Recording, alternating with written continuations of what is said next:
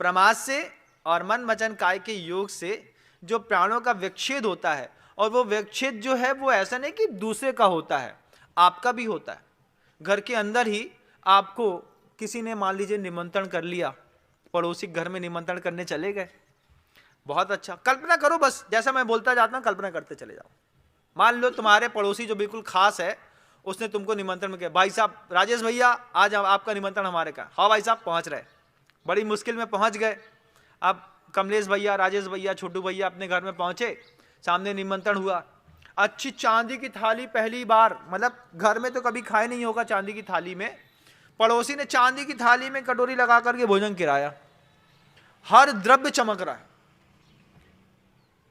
खीर की कटोरी में खीर के ऊपर केसर धरी है, तो केसर धरने पर केसर से थोड़ा सा पानी उतार करके दूध में मिल गया, देखने में बहुत सुंदर लग रही। चटनी 3 प्रकार की, लाल हरी, हरी चटनी ज्यादा हरी, लाल ज्यादा लाल, काली ज्यादा काली, अच्छी फुल्की, अच्छी चाट पकौड़े, अच्छे सब धर दिया, अच्छे से पूरा भोजन करा दिया। पूरा भोजन तुम अच्छी गरम गरम बेसन की पुड़ियां निकल रही हैं, बेहतरीन मेथी दाना डाल के, जो जो आप खाते होंगे मसाले वाली, आप बिल्कुल खाते जाइए। अंदर पनीर की सब्जी एक तरफ, पापड़ एक तरफ, चटनी एक तरफ, खूब अच्छा भोजन कराया सामने वाले ने। 80% भोजन हो गया, फिर जाकर के उनने आपको बढ़िया जूस दे दिया, भाई साहब ये मैंगो शेक है, इसको और पी लो। ओहो क्या बात है, ये और ले लिया। उसके बाद अरे दूध पी ले भाई साहब, एक दूध का गिलास इसके ऊपर और हो जाए तो फिर आनंद आ जाएगा। हमको तो लगता है कि बस सीधे स्वर्ग में पहुंच गए भगवान, अपने घर में क्यों रह रही। पड़ोसी कितना अच्छा है, कितने मान सम्मान से भोजन करा रहा है, कितना अच्छा भोजन करा रहा है, दिख भी रहा है कि नहीं। हाँ, अब जब 90% भोजन हो जाए, 90% भोजन होने के बाद सामने वाला बहुत अच्छे प्यार से बोले, यार छोटू तुम्हारा निमंत्रण करके खुशी तो बहुत हो रही है, लेकिन क्या, अब हम इतने खुश हैं, तुमने 1 घंटे से हमको इतने अच्छे से भोजन करा रहे हैं, चेहरे की मुस्कुराहट देखने लायक लगती है, लगता है अरे हम तो राजा साहब हैं, चांदी की थाली में निमंत्रण हुआ भैया, बड़ी किस्मत की बात है, हो गया निमंत्रण। 90% भोजन कराने के बाद सिर्फ 10% जब बचा था, उस समय सामने वाला कहता है, क्या तुम्हारे घर में निमंत्रण करने गए तो तुम्हारे जो चाचा थे उन्होंने ऐसी बात कह दी कि टीस लग गई। क्या कह दिया?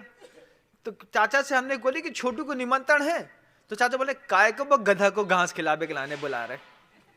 तुम्हारे चाचा ने तुम्हारे बारे में ऐसे बोल के हमारे मन से उतर गए तुम्हारे चाचा, बस ये बात कह दी।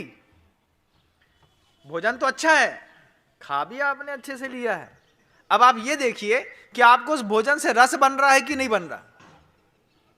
अब काय का रस बन रहा है? अब रस बन रहा है कसाय का। अब ना खीर में मजा है, ना जूस में, ना दूध में, ना फुल्की में, ना हरी में, ना लाल में, ना पापड़ में, ना चावल में, किसी में मजा नहीं है।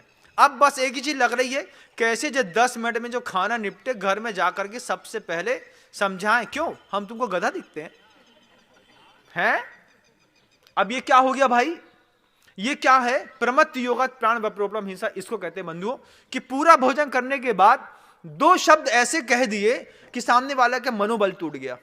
मनोबल टूट जाने के कारण अंदर गए भोजन ने रस का परिपाक देना खत्म कर दिया। इसलिए जब भी किसी को भोजन कराया जाता है तो अच्छे शब्दों के साथ कराया जाता है। ले लो महाराज, आपके लिए बहुत अच्छा रहेगा। गुरुदेव के पास देखो, गुरुदेव एक बार ले लीजिए, हमारे लिए बहुत अच्छा हो जाएगा।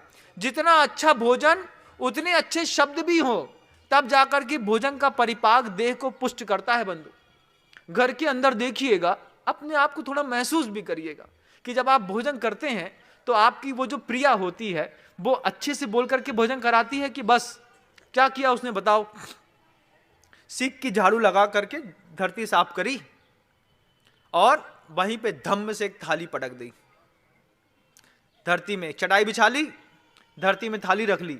जबकि विज्ञान कहता है कि भोजन को सीधे अर्थिंग जमीन से नहीं मिलनी चाहिए, बीच में एक लकड़ी का तख्ता या पाटा जरूर होना चाहिए। अगर समझदार पत्नियां हैं पूरे विश्व की तो अपने पति को लकड़ी के पाटे के ऊपर थाली रख करके भोजन कराती हैं। लेकिन बहुत सारी अबोध पत्नियां हैं जो चाहती हैं मेरा पति छिन्न छिन्न भिन्न भिन्न हो जाए। अब क्या करें, बोले कुछ तो कर नहीं सकते, मार तो सकते नहीं है। एक काम करो, थाली को रख दो जमीन में और दक्षिण की तरफ मुख करा दो इसका, और फिर अपने ही पति को भोजन कराओ, और उसमें भी चिड़चिड़ करके, लो जल्दी खाओ, हमें दूसरे भी काम है। अब ना शब्द अच्छे, ना दिशा अच्छी, ना थाली अच्छी, ना भोजन अच्छा। बेचारा पति निपट गया। 55 में हार्ट अटैक आया।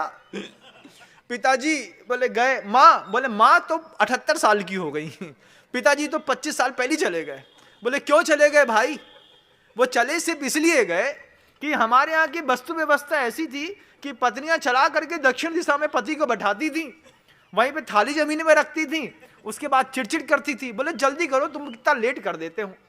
अब भैया थोड़ा उत्तर की तरफ मुख कर दिया होता पति का, एक थाली के नीचे पाटा या बाजोटा लगा दिया होता, उसके ऊपर अच्छे से खिलाया होता, फिर उनसे बोला था सुनो, भोजन करने से पहले 9 बार नमोकार मंत्र पढ़ लो, सब ठीक हो जाएगा। फिर देखो वो पति जी तो 120 साल, लेकिन अपन को पसंद हो तब तो। आयु के ऊपर तो है भैया, लेकिन कुछ बाहर भी निमित्त तो काम करते हैं। अब पति 120 साल जी जाए तो पसंद नहीं, तो बोले ऐसे कुछ कुचक्र रचो घर के अंदर कि पता भी नहीं चले और काम भी हो जाए। ऐसा भी होता है दुनिया में।